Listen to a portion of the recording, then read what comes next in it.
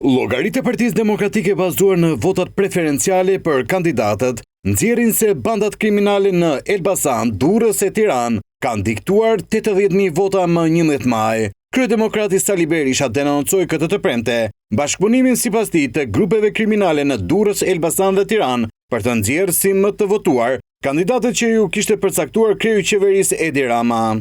Bota e krimit në këto zgjedhje ishte më zyrtare se kur.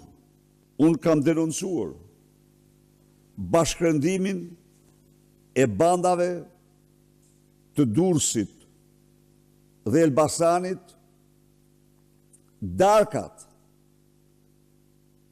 e shpeshta tek një lokal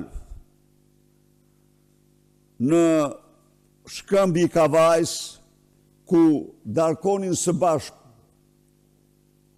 Ergjys Agasi, Elvis Doçi, Suel Çela, Vangjus Dako.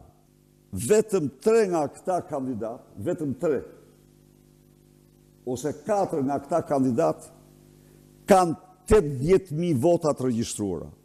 Sipas Berishës, zgjedhjet e 11 majit janë dënuar si fars nga organizatat MNZ ndërkombëtare 10 ditë para zgjedhjeve. Shqiptarët kanë mbështetjen e fuqishme të gjitha forcave politike të qendrës djathtë në Europë, që dënuan 11 majin para se të ndodhte, para se të mbyllej, se ndodhte ajo po ndodhte, gjërat po ndodhin.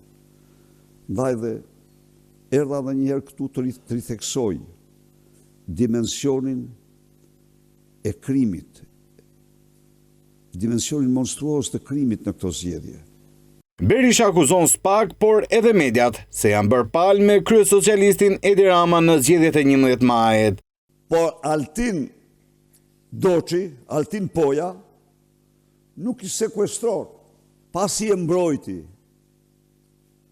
kundrejt shumave e tjerë, nga shkurti që erdhi urdhri i arrestit nga Italia, pasi e njoftuan,